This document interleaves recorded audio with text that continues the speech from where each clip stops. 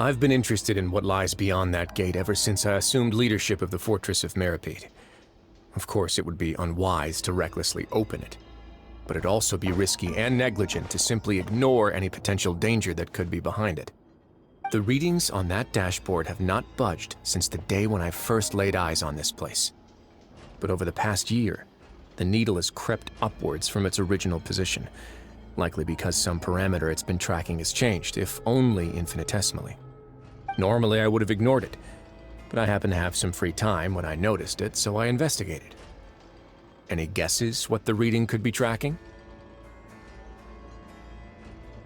Very reasonable guesses. I've considered both of those as well. Unfortunately, our dashboard is tracking something less ordinary. The temperature should vary with weather and climate changes, so for something that rarely shifts, the water pressure is more likely.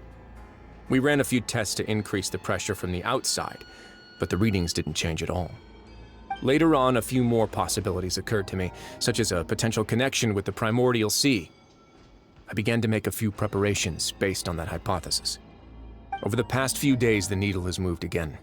With that and the symptoms that Fremine displayed after leaving the fortress, I can now confidently conclude that the readings represent the concentration of primordial seawater in the seawater nearby.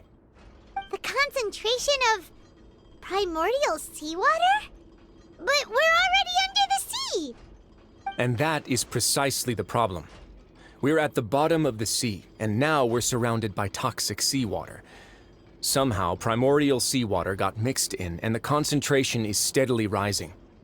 Yes, that's very likely. But forget about the two of us! Not even Novelette knows where the primordial sea could be, much less where we could find and plug a leak. Oh. Oh! Seems like you've figured it out. I believe the primordial sea lies directly beneath this sluice gate.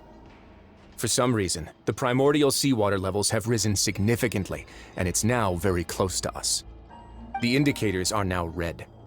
Although the gate still stands, some primordial seawater has already leaked out and mixed into the sea around us. If this continues, soon it will no longer be able to hold back the primordial sea at all. Yeah, you know what the legends say.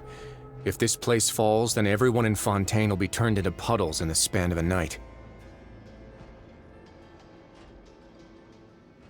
But that's just too weird!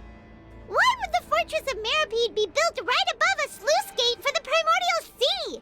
Who built this place anyway? Your expression tells me you think this might be part of a vast, complicated conspiracy.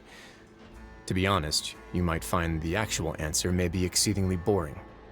It's just that the secret of the Forbidden Zone had been long forgotten by the nation before I rediscovered it with my research. There's no single founder of the Fortress of Meripede in any traditional sense. What we know about its history has been left to us by the people who used to live here. When the previous Hydro Archon Egeria ruled the land, all convicted criminals from Fontaine were exiled. The people drove the criminals away like a wolf pack chasing away the banished. The criminals received no sympathy of any kind from the people. They were exiled to the desolate seaside, where they experienced only pain, struggle, and the bone-chilling cold. Some of them began to repent, and prayed to the Hydro Archon, asking if there was still anything they could do. The Hydro Archon took pity on them, and said, "You may go guard my secret, deep underneath the waves." And so, leaning on the power of the Hydro Archon, they gathered underneath the sea and began to build a fortress. They became a community down there in the deeps, and over the years helped it to grow. As the number of exiles increased, more and more people joined the community. When the first group of exiles died, they left the yet unfinished fortress to their successors. The Hydro Archon continued to lend her support, allowing the fortress and what it stood for to continue growing ever larger. Before long, this dark underwater fortress became the sinner's only home. And with that, the people here stopped referring to the fortress as a prison.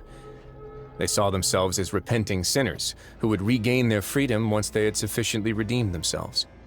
But as time went on, people also realized that the fortress was a lonely place. Once they had gotten used to life here, they could no longer feel comfortable living in the overworld. Once they had finished serving their sentences, some people left and some others chose to stay. They'd find some idle position and let their withered souls fade away with the ancient secrets of the past. After many, many centuries, few people still remember the reason for the fortress's founding. Now they just see it as an integral pillar of Fontainian society, as the place where criminals deserve to be sent. Now and again, researchers manage to break one law or another and live out their days in the fortress. I learned all this from an elderly historian. Everyone else just thought he'd made it all up. But now you know every part of that history is true. Indeed. It's just as the prophecy says.